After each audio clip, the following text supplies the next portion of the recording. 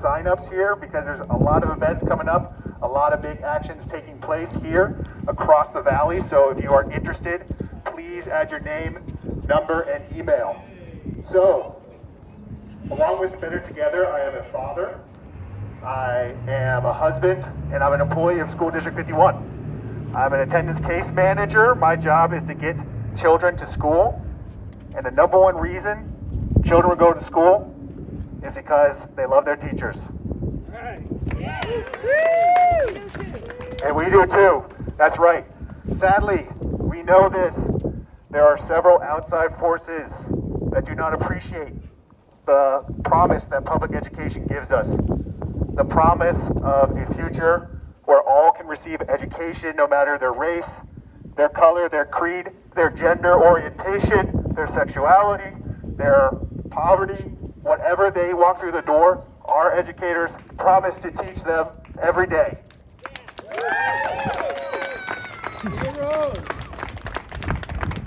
And yet we still continue to see forces chipping away. They cheer the declining enrollment. They cheer the closures of school, and one of their number one targets are teacher unions. They know that. They know that teachers are the ones that are standing in the way of privatizing education, as they are looking to put our tax dollars into their own private pockets. The only way we stop this is public education and teachers unions working together.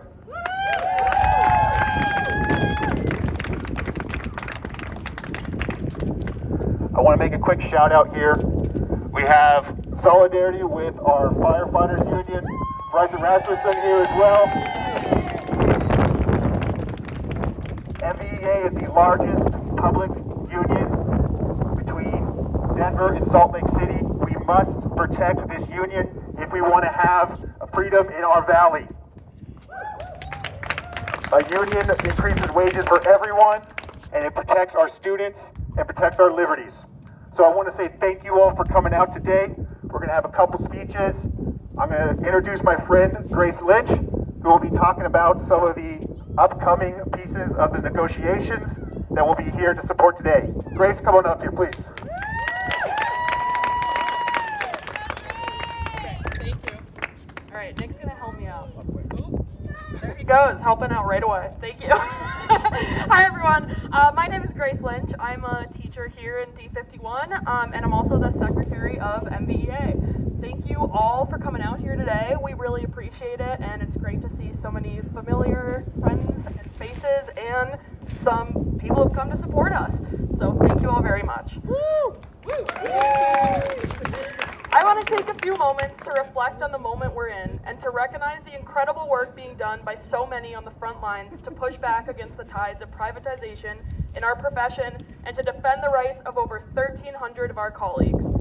We're living through an unprecedented and coordinated attack on public education, on the common good, and on the collectively bargained rights of educators and union members across this country. Amen. In Utah, tens of thousands of educators, firefighters, nurses, and other public employees have just been stripped of their right to a fair and transparent contract.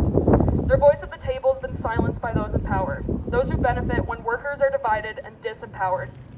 Just over the mountains in Colorado Springs, the Board of Education in District 11 is actively working to dismantle the collectively bargained contract of thousands of educators. And at the federal level, we're witnessing one of the most significant attacks on workers' rights in a generation. Government leaders have openly and unlawfully disregarded collective bargaining rights for hundreds of thousands of public employees. Now the executive branch has announced plans to dismantle the Department of Education as we know it, a move whose consequences are still unfolding, but already feel deeply alarming. Make no mistake, these attacks are not isolated. They're part of a deliberate, well-funded, and dangerous effort to silence educators, weaken unions, and erode the public institutions that form the foundation of a functioning democracy. These efforts demand a strong, united, and unwavering response from all of us. The Mesa Valley Education Association is responding. Our plan is strategic, multifaceted, and rooted in our core purpose, advocating for better working conditions and learning conditions for our students and our staff. That's why this year we're proud to be fighting for contract language that prioritizes student and staff safety, enforces reasonable class size caps, and secures fair compensation for educators. Because here's the truth. When we fight for better working conditions, we're also fighting for better learning conditions. Our students' success is directly tied to the environment we create in our classrooms, and that starts with class size. For too long, the district has allowed our class sizes to balloon far beyond what's educationally sound, at the expense of both our students and our staff. Overcrowded classrooms strain resources, limit individual student attention, and make it nearly impossible to meet the diverse academic, emotional, and behavioral needs of our learners. Educators are expected to differentiate instruction for 30, 35, and sometimes even 40 students, each with their own unique backgrounds, learning styles, and support needs. That's not just unsustainable, it's unacceptable. Research is clear. Smaller class sizes lead to better outcomes, particularly for students from underserved communities. Students receive more one-on-one support, build stronger relationships with their teachers, and are more engaged. Teachers can actually teach, rather than spend every ounce of energy on crowd control, paperwork, and crisis management. We're not asking for luxuries. We're demanding the basic conditions necessary to do our jobs well. We're demanding that class sizes be capped at levels that allow students to thrive and educators to teach with intention, creativity, and care. In addition to class size, we're pushing for safety language that protects educators from assault and harassment, that holds administrators accountable for sharing in the responsibility of student supervision, that mandates two-way communication in every classroom to ensure a rapid response in case of emergency, and that empowers educators to preserve the integrity of the learning environment so that all students, especially those eager to learn, can do so without disruption. This isn't just about our contract, it's about values. It's about what kind of community we want to be. Do we value public education? Do we believe all students deserve a safe, supported, and high-quality learning environment? Do we believe educators should have the respect, support, and working conditions necessary to carry out the critical mission of teaching? Yes. Do we believe that educators should have a seat at the table when decisions are being made for our classroom, our students, and our community? Yes. The educators at Mesa Valley Education Association and our community say yes, and we're ready to fight for it. Okay, our last speaker today, just met him. He's a new friend of mine now. Coop, could you come up and introduce yourself? Because I'm still not sure on your title other than you're union man.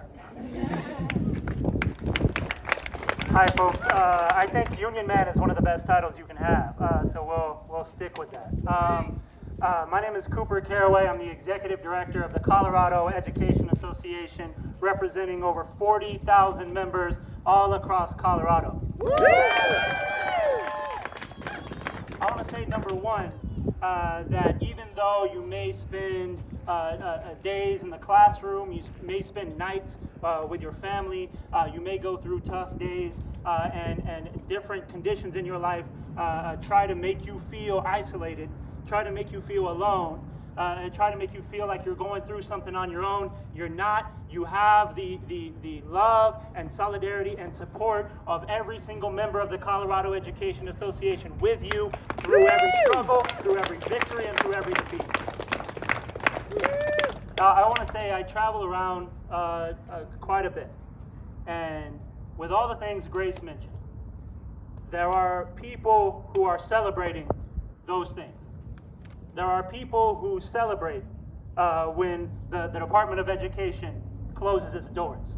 There are people who pop champagne and celebrate when National Labor Relations Board judges are illegally fired. Ooh. There are people who pop champagne and celebrate every time the rights and freedoms and liberties of regular working people are stripped or taken away or rolled back. There are people who celebrate.